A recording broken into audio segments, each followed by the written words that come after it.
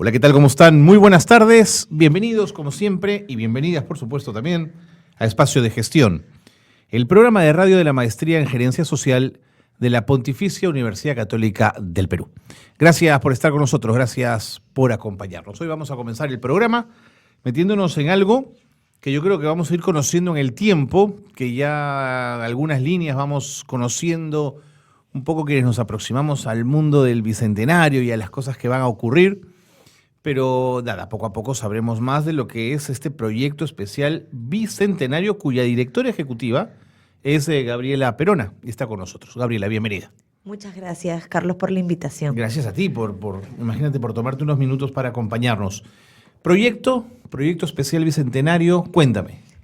El proyecto especial bicentenario es una iniciativa del gobierno peruano para poder diseñar y organizar la agenda de conmemoración de los 200 años de nuestra independencia. Entonces, en todos los países, de alguna manera, que ya cumplieron 200 años, como todos los vecinos, Argentina, Chile, Colombia, México, Ecuador, lo que se hizo fue diseñar una agenda de conmemoración. Entonces, el gobierno del Perú, en junio del 2018, primero decide formar una comisión multisectorial para diseñar esta agenda de conmemoración. Y posteriormente lo que hace es convertir esto en un proyecto especial, que es una modalidad temporal de organización o de área encargada de alguna actividad temporal, de acuerdo a lo que dice nuestra ley. Eso quiere decir que el proyecto especial tiene un tiempo de fin, pero nos permite tener una estructura orgánica, responsable, con presupuesto, con personas dedicadas a esta agenda de conmemoración. Entonces, en junio del 2018, en el Ministerio de Cultura, se adscribe este proyecto especial para comenzar el diseño de la agenda de conmemoración. Y una vez que se aprueba esta agenda en octubre del año pasado, esta hoja de ruta, de la que ahora te voy a contar un poquito, luego se adscribe a la presidencia del Consejo de Ministros. ¿Por qué? Porque es una agenda de carácter multisectorial, pero sobre todo una agenda país, ¿no? Entonces, es el marco de la presidencia del Consejo de Ministros quien impulsa esta agenda de conmemoración del Bicentenario, que creo que es importante mencionar, primero, no es una fecha, sino es un periodo conmemorativo.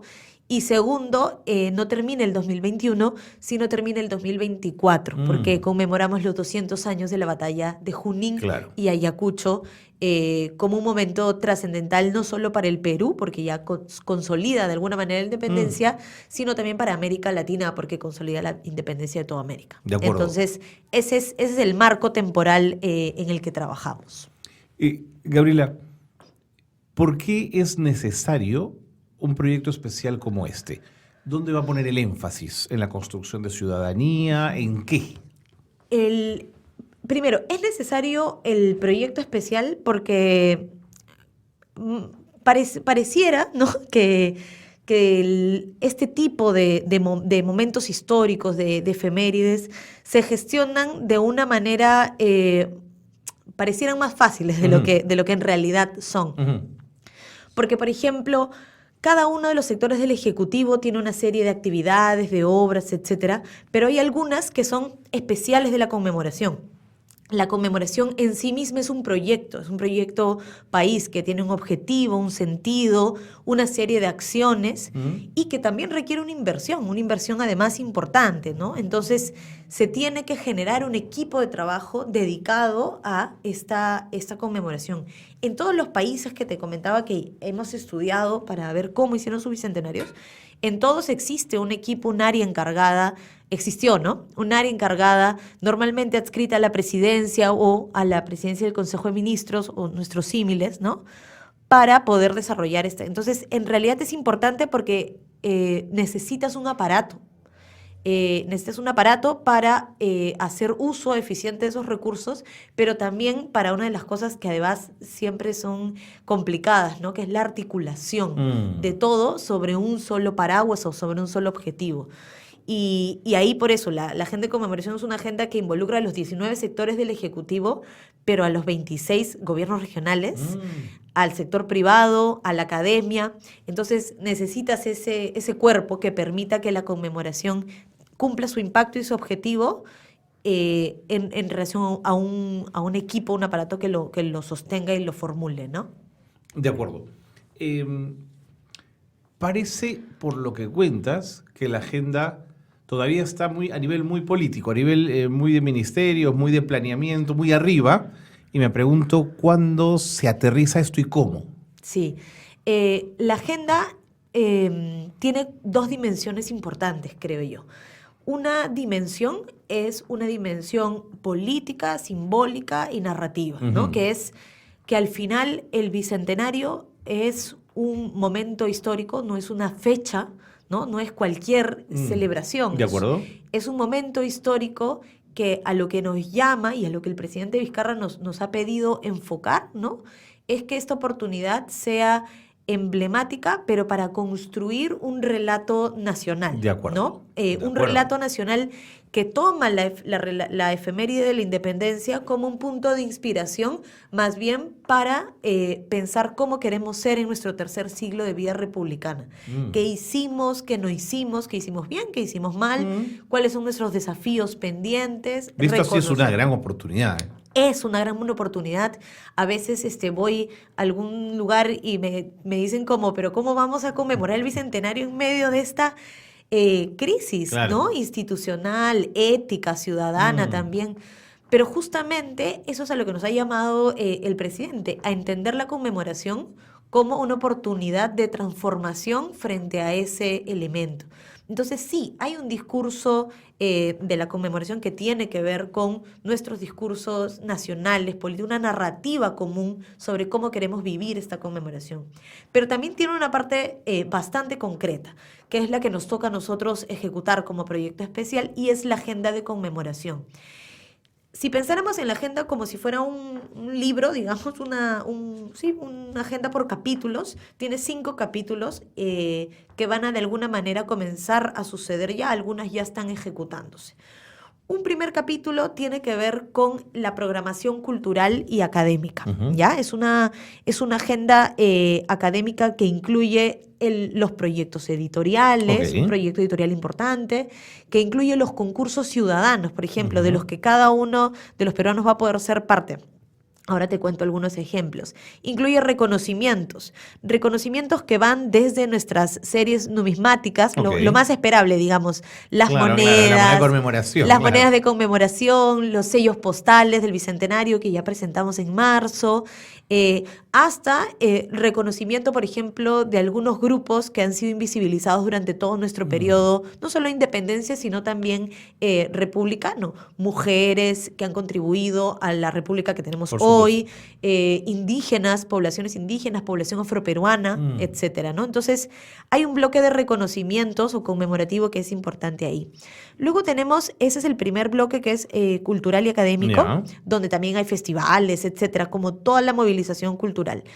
Luego tenemos un bloque que está vinculado a la conmemoración histórica, es decir, es el bloque dirigido específicamente a la celebración de las efemérides del proceso de la independencia, que además son a nivel de todo el territorio y que en muchas regiones, creo que todos los peruanos que hemos viajado, sabemos que hay regiones donde elementos o hechos históricos vinculados a las independencias son constitutivos de la identidad local, así es. ¿no? Junín, Ayacucho, Huaura, Caraballo con Punchauca, el norte, y el mismo Cusco con el proceso precursor de Tupac Amaru, ¿no? Entonces, hay elementos en todo nuestro territorio vinculados a la independencia que se tienen que conmemorar. Entonces, hay un vínculo con la conmemoración histórica.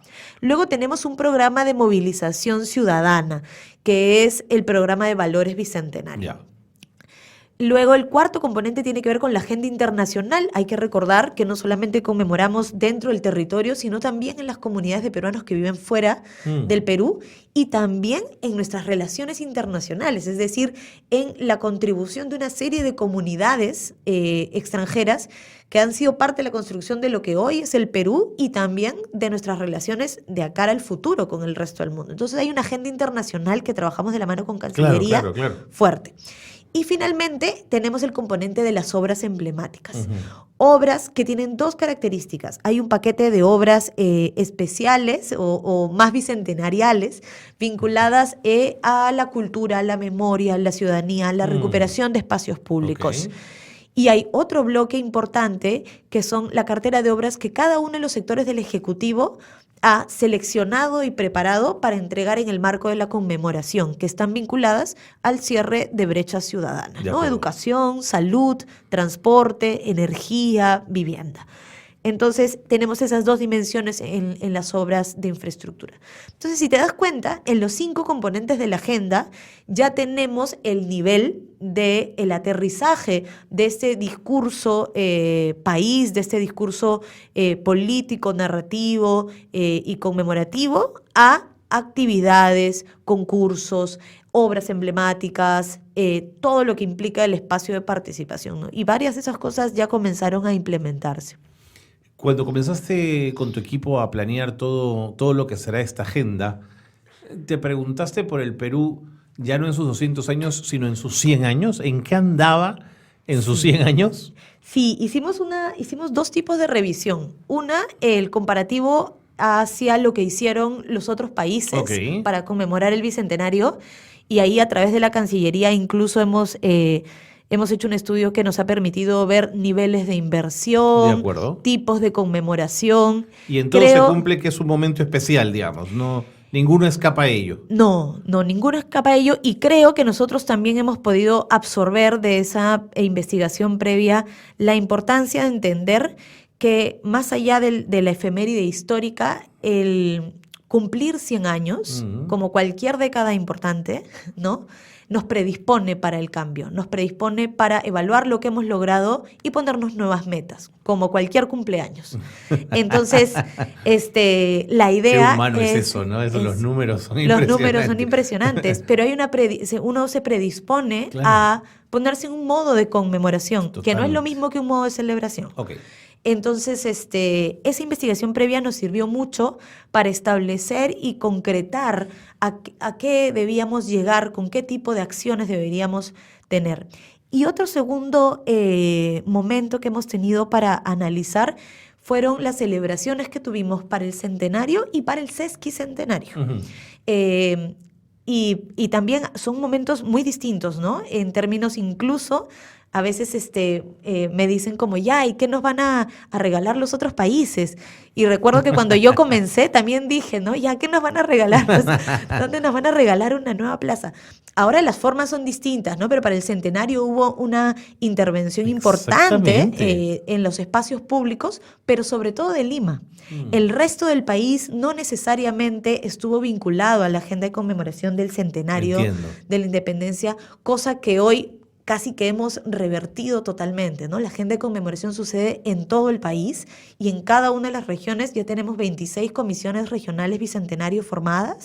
Sí, lideradas por los gobernadores, con los que identificamos esta agenda grande que sucede en las regiones y además en cada región la agenda particular, porque este es un proceso de esa característica.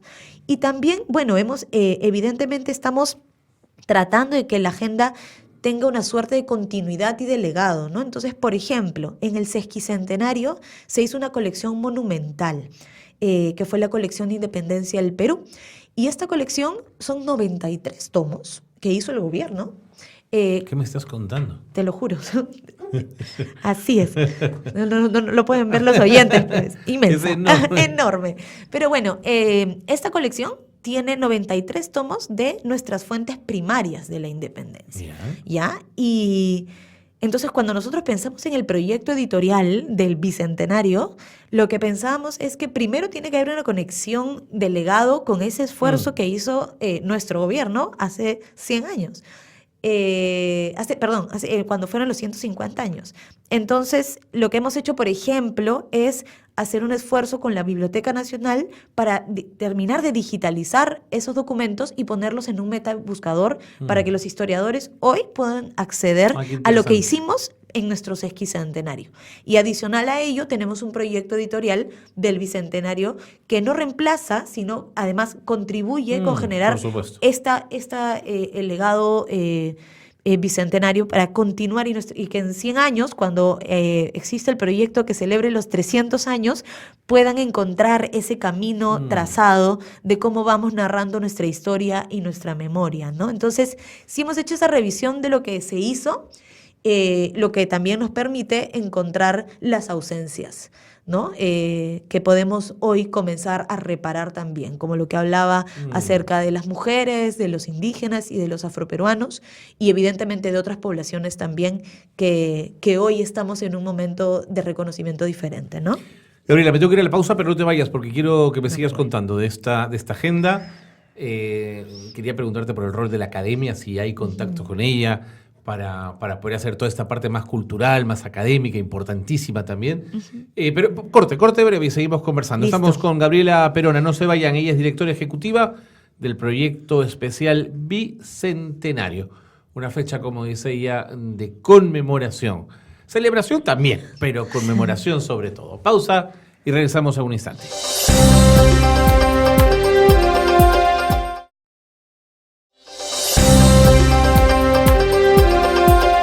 Seguimos en el programa, seguimos en Espacio de Gestión. Gabriela Perona está con nosotros, directora ejecutiva del proyecto especial Bicentenario.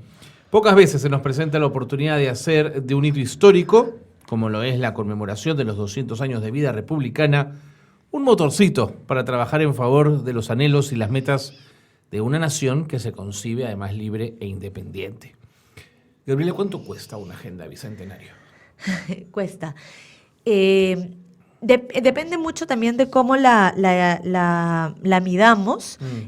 Por ejemplo, nosotros hemos hecho una estimación de que todo el bloque que no es obra emblemática, porque las obras desvirtúan un poco los números, los separamos, todo lo que tiene que ver con lo que yo digo, la parte blanda, y que no es menos importante, que al final a veces te genera mayor impacto en términos de las transformaciones ciudadanas, está presupuestada para costarnos alrededor de 130 millones de soles. De todo el periodo conmemorativo, ¿no? Que son estos 5 años que te comento que están hasta el 2024. Eso está dividido de alguna manera en una serie de acciones que se desarrollan a nivel nacional y que buscan directamente impactar en la transformación de la ciudadanía en relación a temas de valores ciudadanos, en relación a la recuperación de nuestra memoria histórica y la disposición de todo lo que tiene que ver con nuestra memoria histórica, y también a un proceso cultural abierto de participación en la que la ciudadanía pueda, a través del arte, de la literatura, de la cinematografía, etcétera, ser parte de este proceso, ¿no? Ese presupuesto que desarrollamos se complementa también con la cartera de obras emblemáticas, que tiene obras que son de carácter muy grande, como por ejemplo el Metro de Lima, que es una obra que no se termina necesariamente en el periodo conmemorativo, que continúa, pero que también es un monto bastante grande. Por eso separamos, ¿no? Lo que cuesta.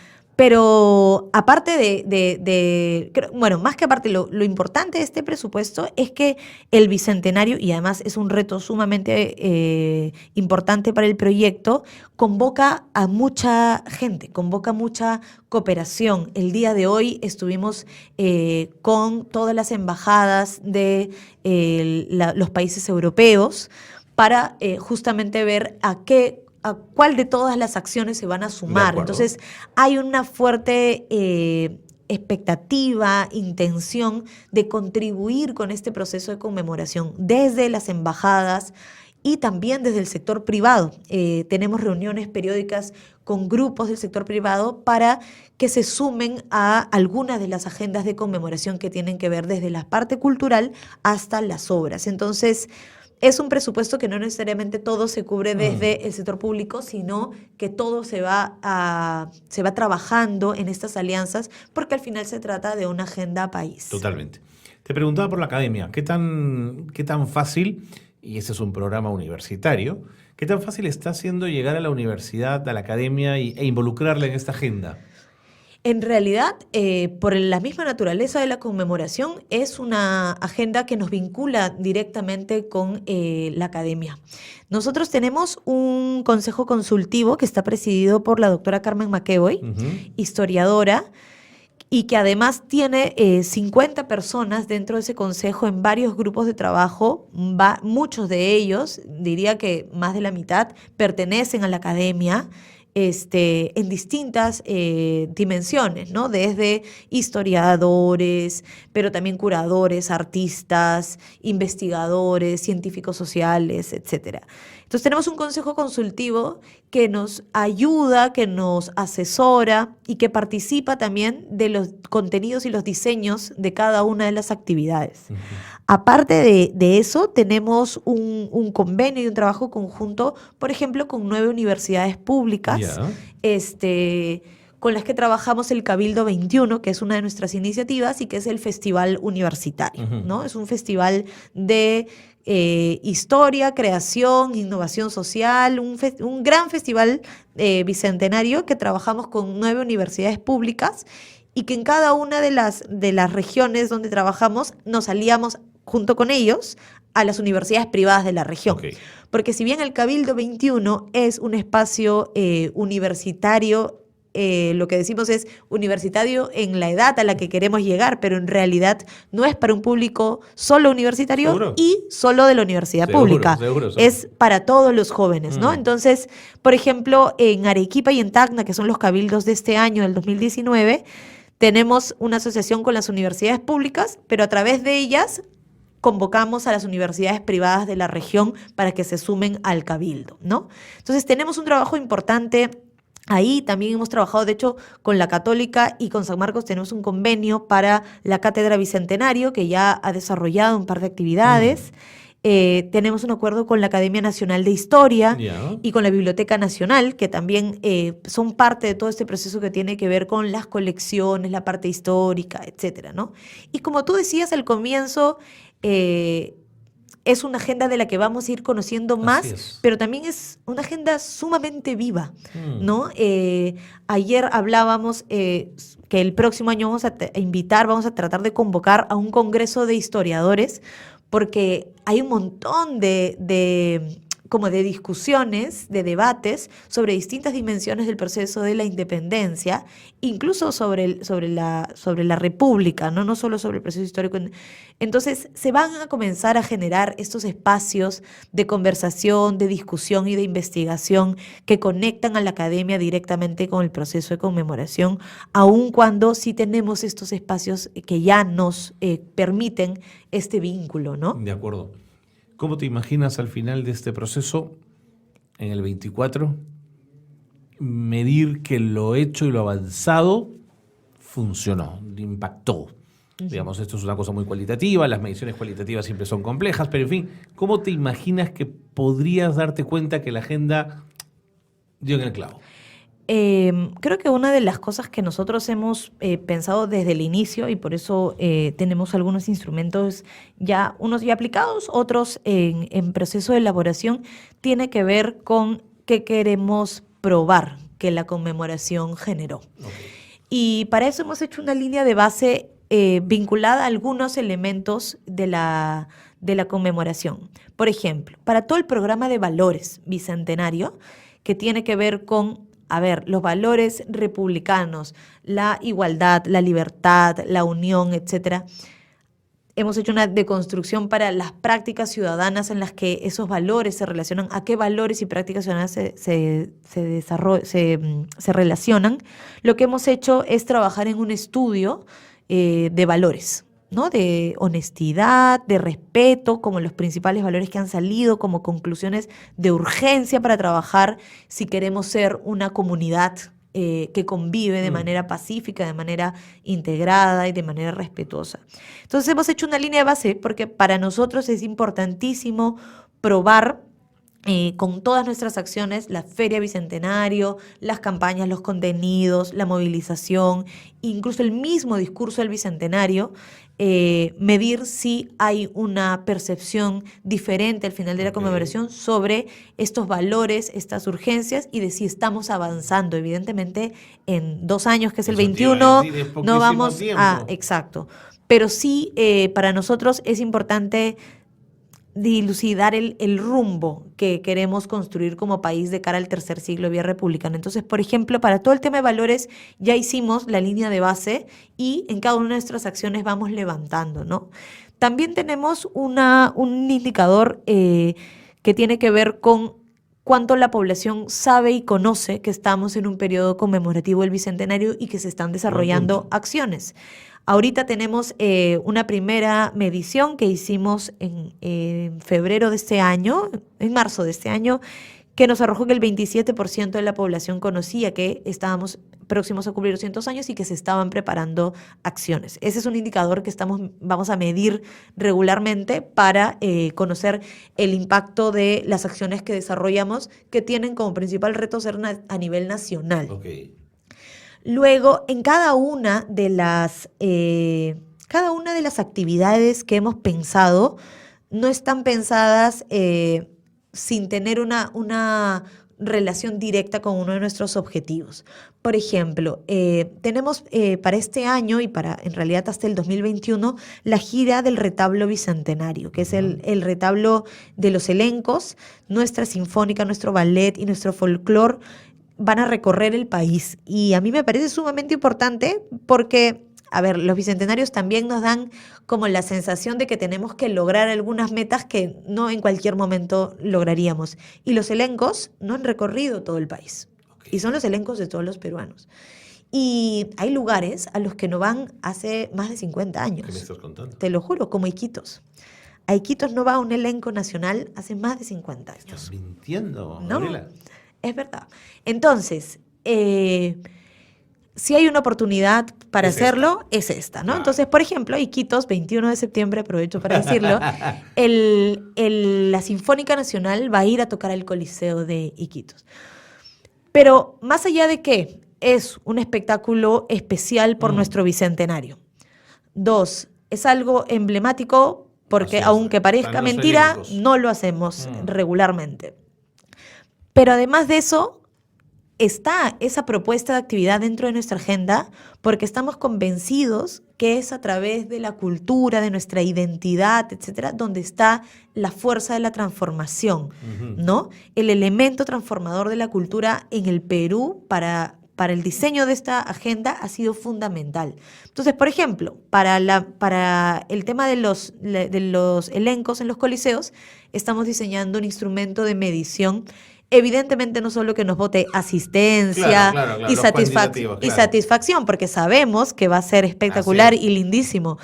Queremos que medir cuánto la gente comienza a conectar los elementos identitarios con poderes de transformación de ciudadanía, ¿no? Entonces, vamos a comenzar a generar una serie de indicadores, una batería de indicadores que nos permitan levantar esa información.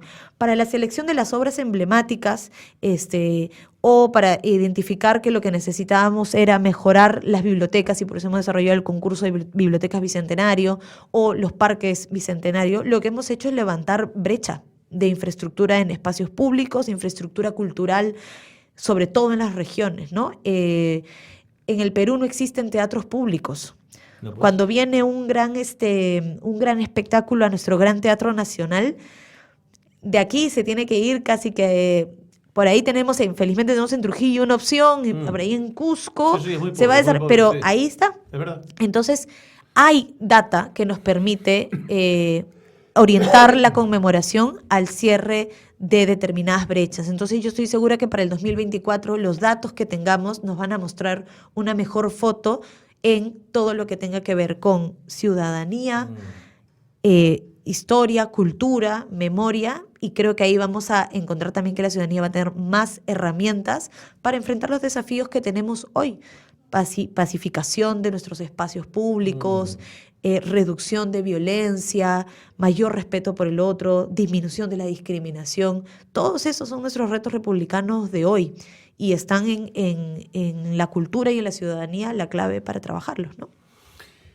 Me parece fantástico. Además, te escuchaba y pensaba también en infraestructura en las regiones, cuando ven que llega un elenco y no hay dónde recibirlo y lo quieres seguir recibiendo, y estás pensando en el nuevo teatro que vas a construir. Digamos, todo se comienza como a dinamizar de una forma increíble. Me preocupa un poquito que lo político malogre tu agenda. ¿Te preocupa a ti? Me parece que... Digamos, si ya está marcada la agenda, difícilmente se va a mover, pero no sé, me preocupa la turbulencia. Sí, bueno, la turbulencia siempre en toda acción pública, la turbulencia siempre va a ser un factor con el cual hay que trabajar, ¿no? Eso es parte del... Yo creo dos cosas. La primera es que esta agenda de conmemoración se está trabajando con mucha seriedad y con mucha institucionalidad. Por eso, digamos que se aprobó una agenda que es una hoja de ruta que permite al equipo trabajar con cierta predictibilidad también.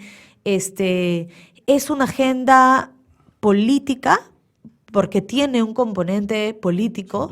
El presidente Martín Vizcarra, cuando hablamos de trabajar en este bicentenario, en esta agenda, él está convencido de que es una oportunidad el bicentenario justamente incluso para transformar una serie de elementos que son directamente vinculados con la naturaleza de nuestra conmemoración. Y de ahí que las reformas de política y de justicia se vinculan también con esta lógica del momento histórico en el que estamos.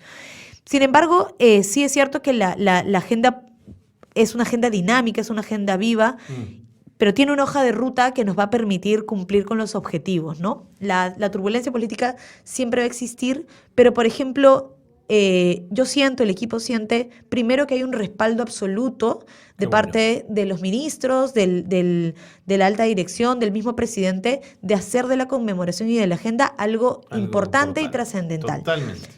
Y me parece que es importante mencionar que lo mismo sucede con el Congreso de la República. Mira. Sí, y pocas veces encontramos puntos de agenda, sobre todo en estos últimos años, puntos de agenda que vinculen un trabajo conjunto, ¿no? La Comisión Bicentenario del Congreso de la República, que es liderada por el congresista Juan Cheput, trabaja muy de la mano con nosotros en una serie de acciones de la agenda de conmemoración. Tenemos acciones conjuntas y coinciden con nosotros en los retos y la importancia de esta agenda. Entonces, creo que el Bicentenario, no voy a decir que está por encima, pero sí es un paraguas que permite hablar de no el momento, no es exactamente el 2019, no el 2021, no el 2024 como fecha exacta, sino como la oportunidad histórica, ¿no? La trascendencia de ese momento de cara al futuro. Y creo que ahí todos los actores están convencidos de su característica. Gabriela, el tiempo me ganó. ¿Hay algo que podamos ir ya anunciando de esta agenda que quisieras compartir con nosotros? Que tú dirías, bueno, el 23 me has dicho, ¿no? ¿Lo de Iquitos? Sí, bueno, este año, en realidad yo creo que tenemos que comenzar a difundir que pueden visitarnos en bicentenariodelperú.p. Dale. Ahorita tenemos un concurso de muralización nacional de escuelas, bien bonito, que ya terminó la fase de inscripción, así que pronto vamos a ver 26 murales en todas nuestras ciudades. Tenemos pronto el anuncio de los cortometrajes del Bicentenario, un concurso para que... Todo eso en la web que me cuentas. Todo eso es en la web. Tenemos la gira de elencos de este año, los cabildos universitarios y así la agenda va a seguir abriendo camino para hacer de esta oportunidad una gran movilización. Te faltan los aliados de la prensa. Me voy a encargar yo de buscarlos para que nos acompañen en esta celebración, en este objetivo común. Muchas gracias, Gabriela, por haber estado con nosotros. Nos has contado, digamos, cosillas de la agenda. Habrá tiempo para seguir conversando. Lo que tienes entre manos es fantástico. Es un reto gigantesco, pero muchas gracias, de verdad. No, muchísimas gracias y nada, convocar a todos, ¿no? En realidad la agenda está diseñada de tal manera en la que todos podemos sumar, participar y ser parte de ella. Así que creo que es el momento de este proceso, sí. Muy bien. Gracias, Gabriela. Nuevamente. Gracias. Gabriela Perón ha estado con nosotros, directora ejecutiva del proyecto especial Bicentenario. Nos vamos a la pausa. Y seguimos con más. Quédense con nosotros.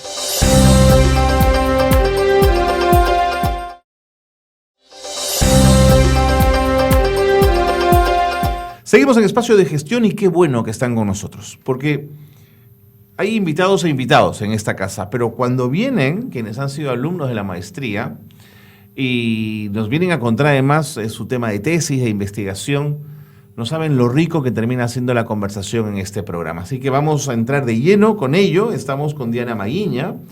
Ella es magíster en gerencia social, de formación psicóloga, e hizo una tesis que tuvo por nombre Determinar los factores que han influido en la implementación en el uso de las casas calientes PUC instaladas en la comunidad de Tantamaco, en Puno, en un periodo de 2 años, 2012-2014.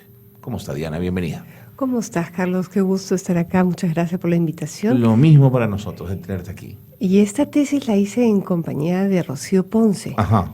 Ha sido una tesis con coautoría, ¿no? ¿Siempre fue pensada así en esos términos? No en un inicio, sí. Yo me subí al carro a lo largo del camino. Rocío no ha podido estar aquí por motivos ajenos a su control, pero aquí estamos. Aquí estamos. Antes de entrar de lleno en el tema de la tesis, cuéntame por qué quisiste ser gerente social. Eso es muy importante. Mira, yo soy psicóloga y trabajaba en mi consultorio, pero siempre me preguntaba por qué las cosas no salían bien, por qué las cosas no se hacen, por qué el país anda como está. Y mi campo de acción era mirar el mundo para adentro, el mundo interno que no es real, ¿no? Y ayudar a la gente desde ahí, hacer insights, la gente va cambiando, va mejorando, los procesos van caminando. Y decir, pero si la realidad es tan fácil, ¿no? Las cosas se pueden tocar y se pueden cambiar y se puede conversar y se puede llegar a acuerdos, porque el mundo está patas arriba. Uh-huh. Entonces siempre esa inquietud, hasta, bueno, fui mirando, observando, hasta que un día en el camino en la Católica me encuentro con un cartelito, esos que dirigen, ¿no? Hacia claro. Gerencia social. Y seguí la ruta y pregunté, y era así como llegar a un lugar donde me iban a dar las respuestas. Entiendo. Sí. Digamos, gerenciar es todo un tema. Sí. Digamos, uno puede ser, con todo derecho y respeto, digamos, un MBA furioso en la lógica del capital y del mercado, ¿no es cierto? Claro. Pero también puede entender gerenciar desde la mirada de lo social.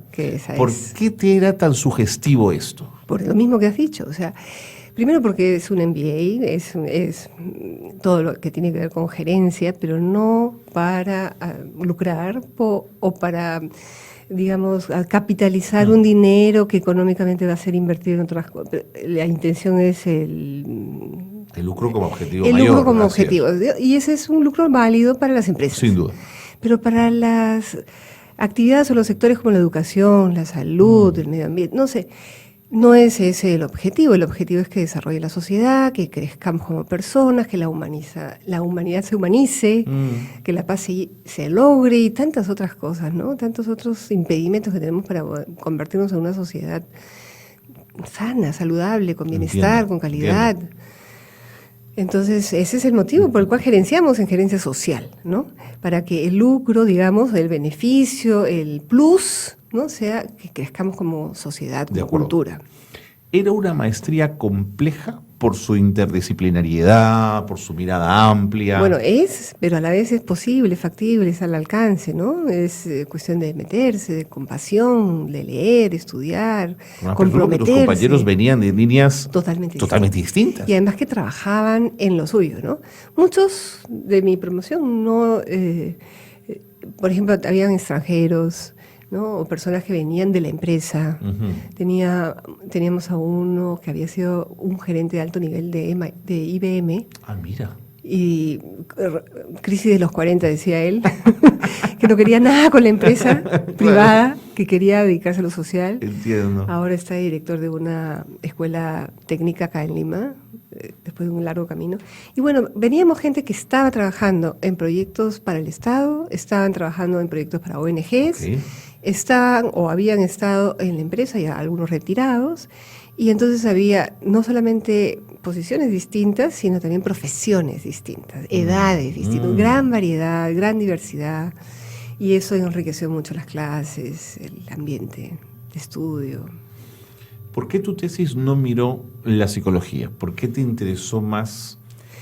Bueno, yo sí miré la psicología, Ya. la verdad, y el motivo por el que me subí tarde al carro de esta tesis con Rocío fue que, lamentablemente, mi tema era clima organizacional en los hospitales del MINSA. Ok.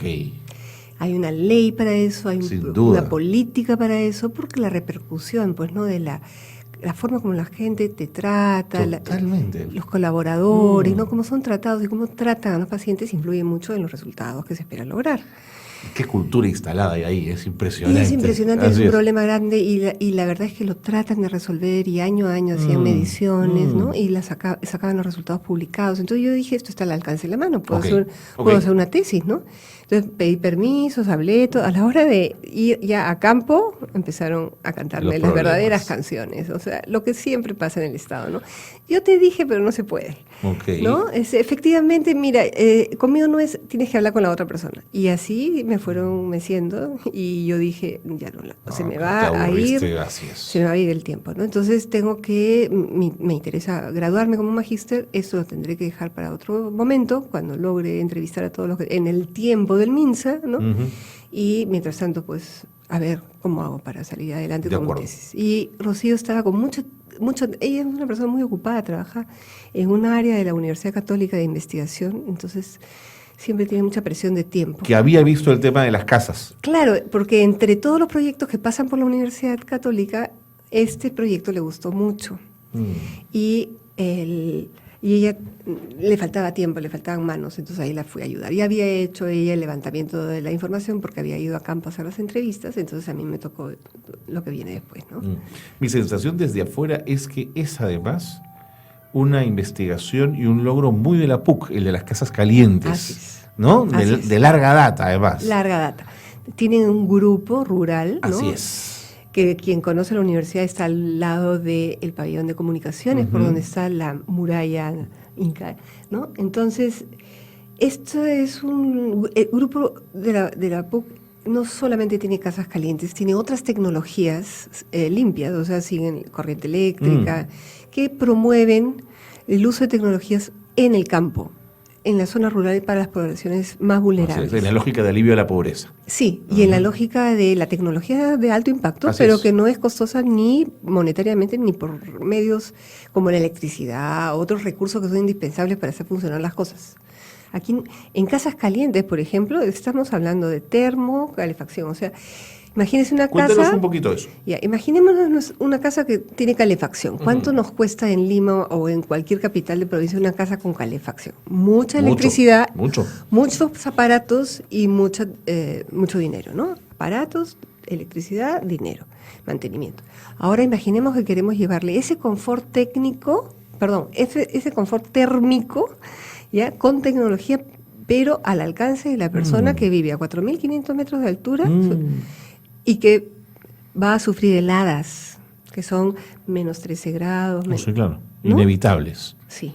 ¿Y cómo hacemos si esa persona no tiene electricidad, no tiene para pagar la tecnología y cualquier insumo, por ejemplo, leña, carbón, va a ser costoso para esa persona? ¿Cómo hacemos? ¿Con qué tecnología? Entonces la Católica ha desarrollado la tecnología y para ser justos no es la única, ¿no?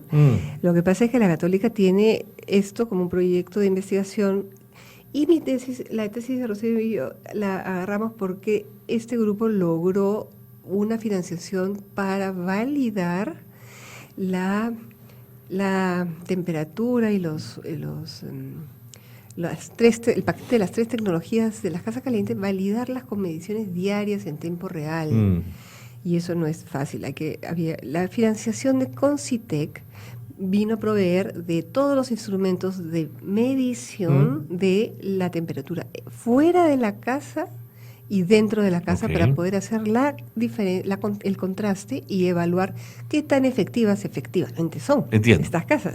Y uno valida porque tiene la intención de replicar, porque quiere fondos, en fin, por una serie de criterios. Obvio, porque si es que tú tienes evidencia científica, data palpable, digamos, de que esto es eficiente, entonces puedes pedir fondos para que la política de de lucha contra los desastres, como el friaje está dentro de esa política. Sin duda. ¿No? Permita que se reproduzcan estas casas y no otros proyectos que de repente también usan muy buenas tecnologías, pero no han validado. Entiendo. ¿No? Entonces tenemos, por ejemplo, que nuestras casas calientes tienen 3 tecnologías. Cocina mejorada, Así es. para extraer los humos tóxicos que producen las cocinas si es que no tienen una buena chimenea, un buen escape, ¿no? Que hace que las familias no tengan que vivir con el humo Claro, dentro de la imagínate, casa, tú estás ¿no? dentro de tu casita y quieres abrigarte, prendes la cocina porque no tiene chimenea, Así es. ¿no? Entonces prendes tu cocinita y con ese fuego te abrigas, pero mientras que te abrigas, respiras el humo Exactamente. y entonces te intoxicas. Es muy perjudicial, así es. ¿No? Y estamos hablando de todas las edades, niños, no, seguro, ancianos. ¿no? seguro. Bien. Y también de los animalitos. Buen punto. Y también de los animalitos que son su sustento Además. diario y en las friadas hay que cuidarlos. Entonces, las cocinas mejoradas con un buen escape, con una buena chimenea. Segundo, el sellado de techos, de ventanas, de puertas. ¿Cómo sellas? ¿Cómo les enseñas a sellar? ¿Cómo mantienen los propietarios de sus casas, de sus viviendas, una casa bien sellada? Porque construir, sabemos que construir con adobes y toda la comunidad ayuda y todo, pero los acabados para poner la puerta, la ventana, ¿cómo sellan? ¿No? Las rendijas donde Esa se rendija- cuela todo el Así viento, es. claro. Y si tú ves una casita de adobe, está cuarteada. ¿Cómo sellas todos esos resquicios, no? Esa es la segunda. Y la tercera es el muro trombe, que es un muro inclinado en una especie de ventana o balcón, o ventana de un balcón, digamos, pero esta ventana está inclinada mirando al sol. Ok. Entonces, ¿Con un plástico? con una lámina Una lámina. plástica o una lámina que tiene un acrílico. Y esta lámina es muy especial. Esta lámina sí es de alta tecnología, que hay que Ok. traerla. ¿no? Porque concentra calor, ¿no? Porque concentra calor, es como el efecto de una lupa, ¿no? Maravilloso. Claro. Entonces la colocan en alguna de las paredes exteriores de la casita que dé al norte, con una inclinación que capte la mayor cantidad de los rayos del sol durante el día. Así es. Y mientras tanto, en esta especie de balconcito por dentro, todo tiene que estar sellado como un termo, muy, muy sellado. Y en la noche abren unas válvulas, unos boquerones, digamos, y ¡boom! Todo el calor caliente que estaba ahí se dispersa por la casita y calienta. Qué maravilla. Y ya está. Lo único que tienen que hacer es abrir y cerrar los huequitos, que son de PVC que se cierran con tapones, ¿no? Y eso es toda la tecnología.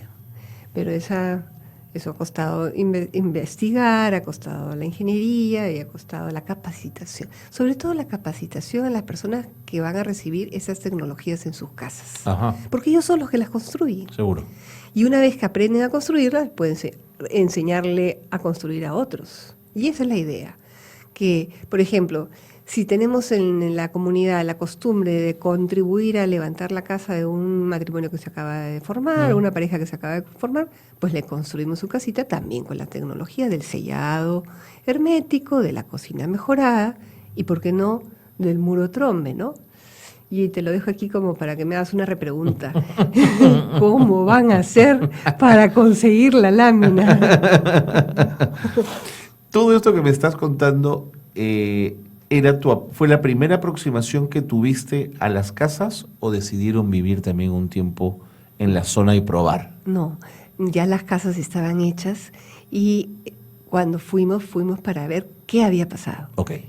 ¿Ya? Después de 10 meses de haber los mismos habitantes de las casas de haber instalado esas tecnologías en sus casas donde ya vivían, a ver qué estaba pasando, ¿no?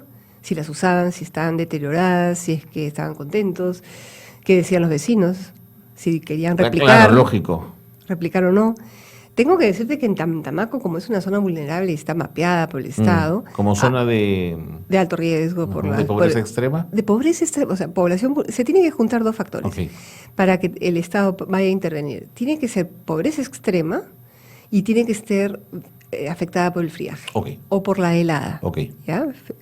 Las heladas y el friaje atacan o a la selva o a la sierra y por eso la diferencia entre friaje y helada, ¿no?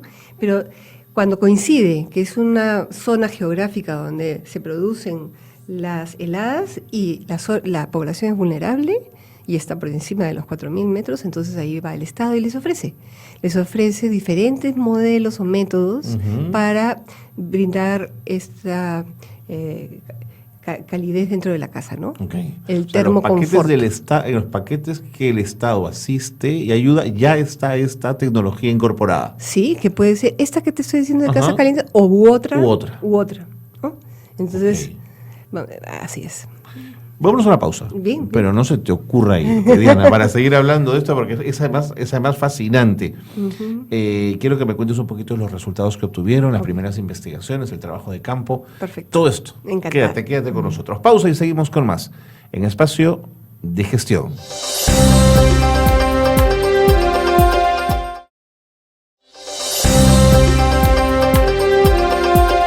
Seguimos en el programa, seguimos con Diana Maguiña, magíster en Gerencia Social por la Pontificia Universidad Católica del Perú, psicóloga de profesión y que junto a Rocío Ponce llevaron adelante una tesis de maestría que se denominó Determinar los factores que han influido en la implementación en el uso de las casas calientes PUC instaladas en la comunidad de Tantamaco, Puno, en el periodo 2012-2014.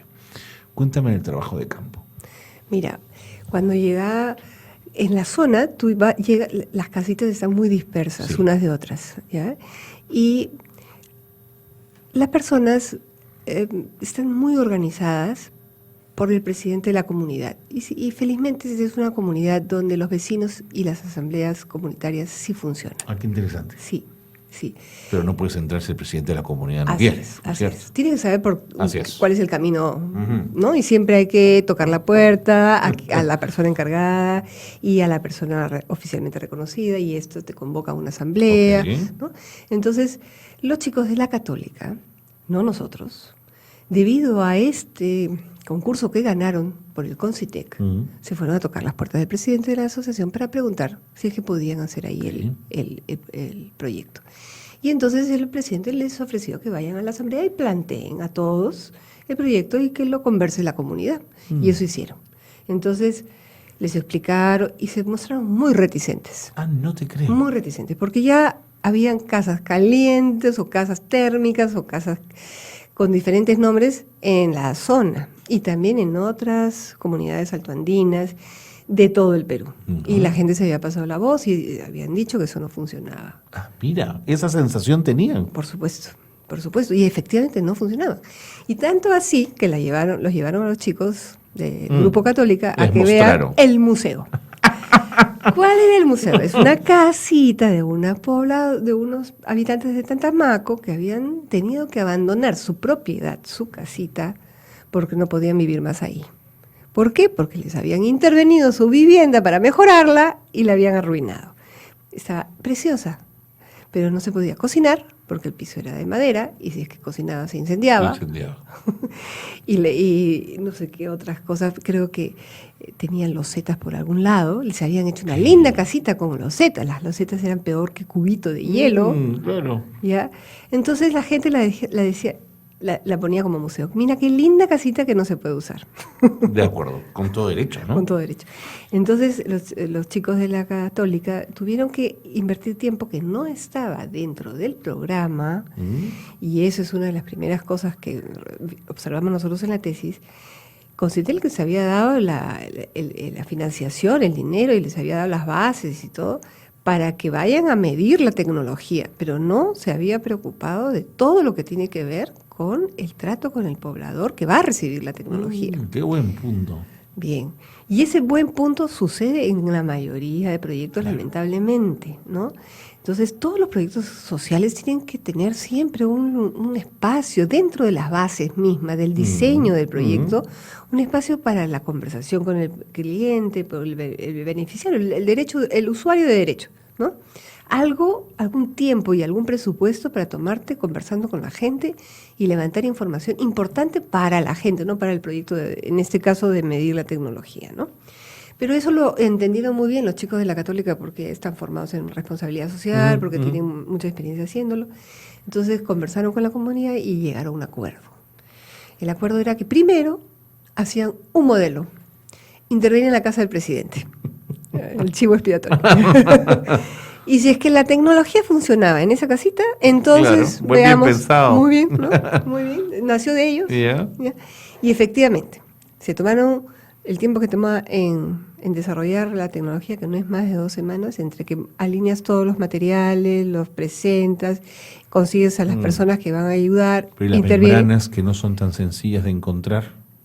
Se llevaron para ¿Se esa llevaron? Sí, se llevaron. Se llevaron con la expectativa de que más personas puedan Ok, animarse, ¿no? ok. Entonces se llevó además que si no salía el proyecto, ¿no? Entonces los chicos de la Católica, Aterrados. los chicos de la Católica estaban muy motivados para que salgan, ¿no? Entonces se llevó todo y se planteó y se hizo la casa.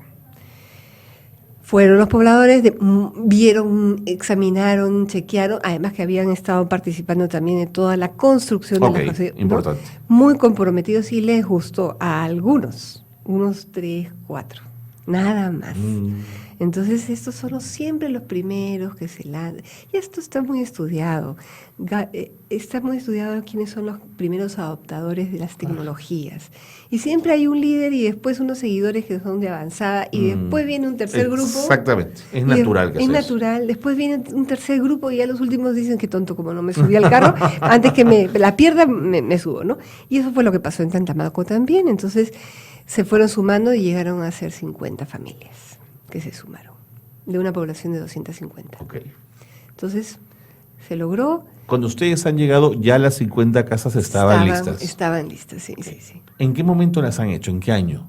En el 2000... ¿2012, 2014? ¿Ese es el periodo? Sí, en el 2013 se han terminado, en el 2014 se ha ido a levantar la información. De acuerdo. Cuando ustedes llegan, ¿qué van encontrando? Vamos encontrando que efectivamente, como nos decían los chicos que fueron, no todos viven ahí. Ujú.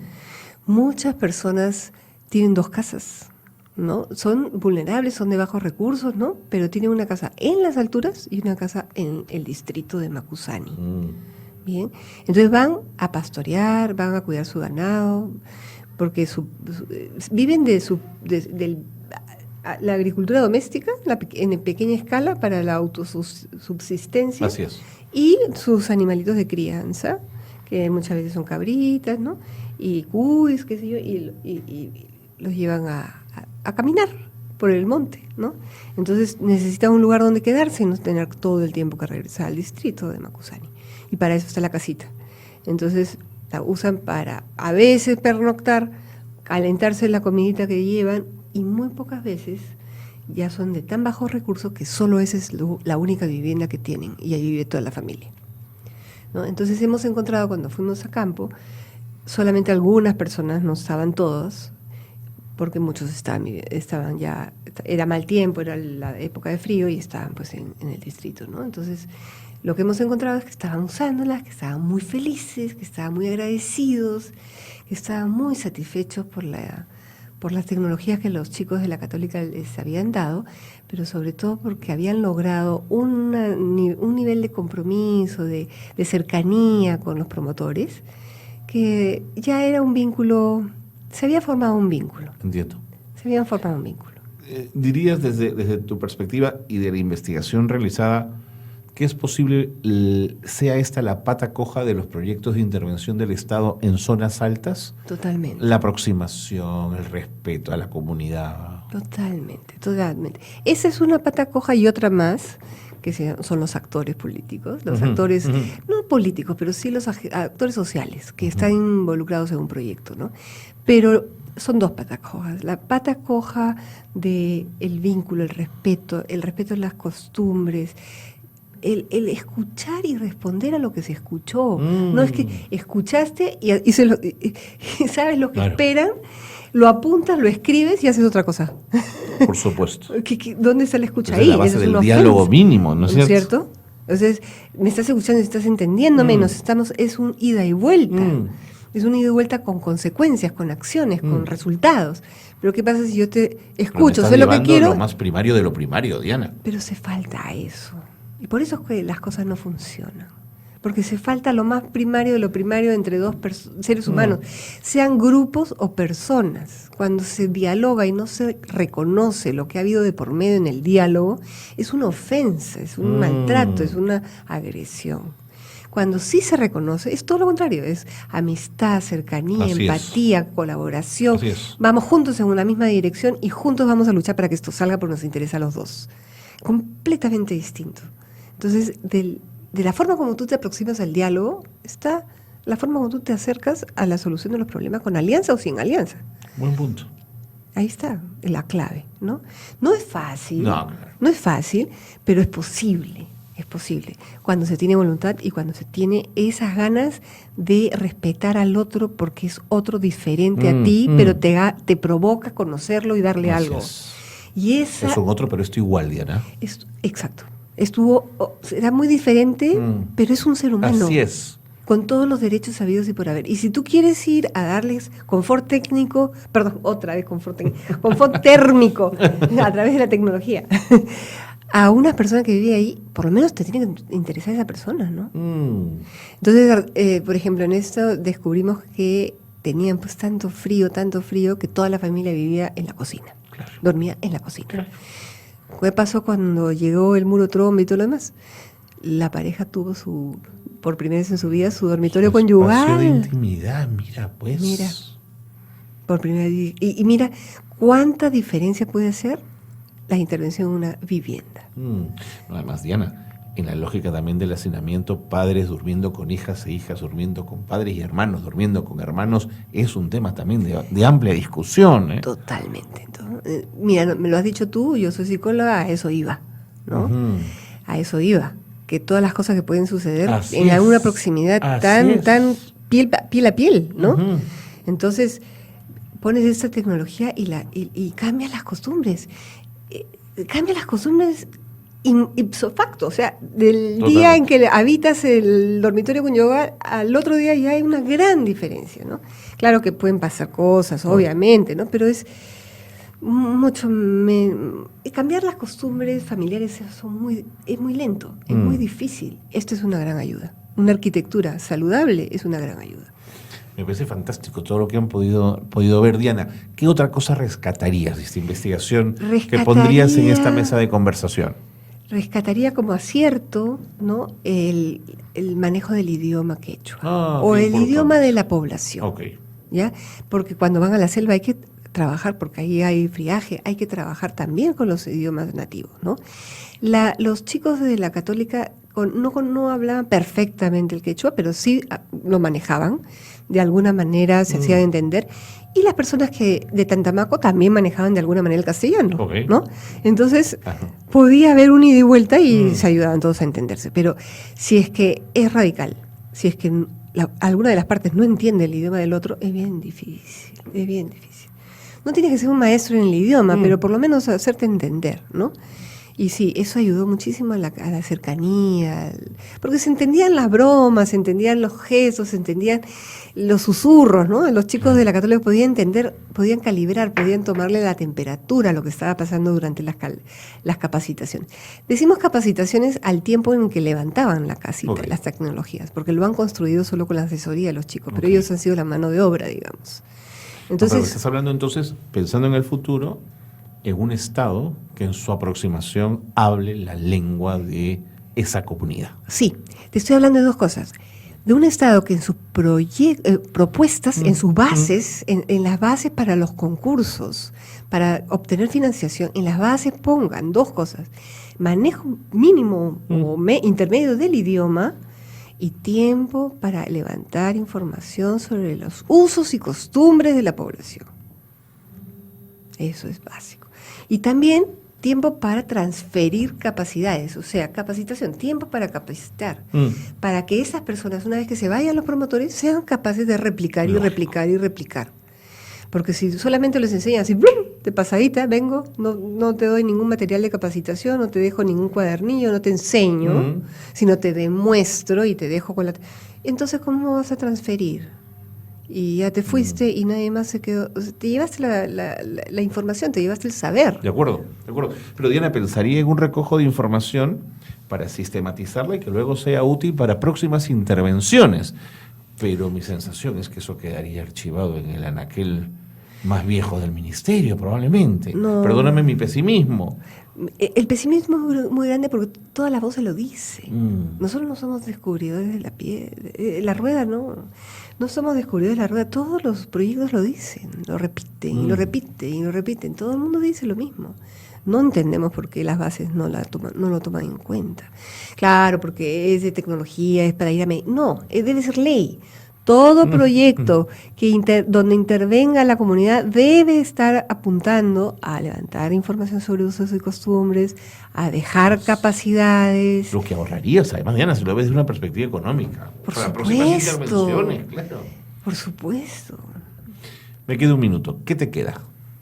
¿Qué te queda de Tantamaco?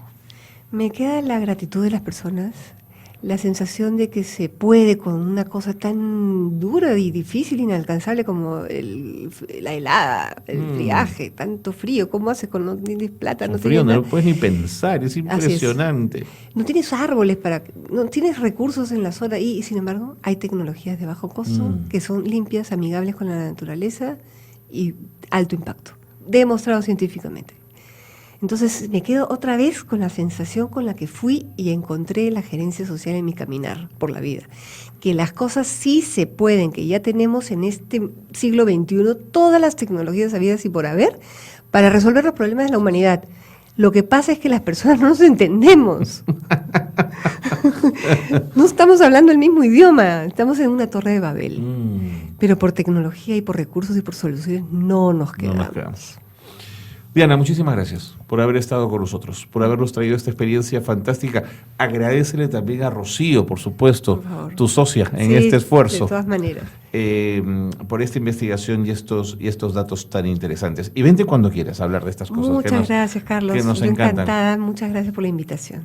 Diana Maguiña ha estado con nosotros, magíster en gerencia social. Hemos hablado largo y tendido de su investigación. Han quedado algunos temas, por supuesto, ahí siempre, pero será excusa para volver a tener a Diana de invitada en el programa.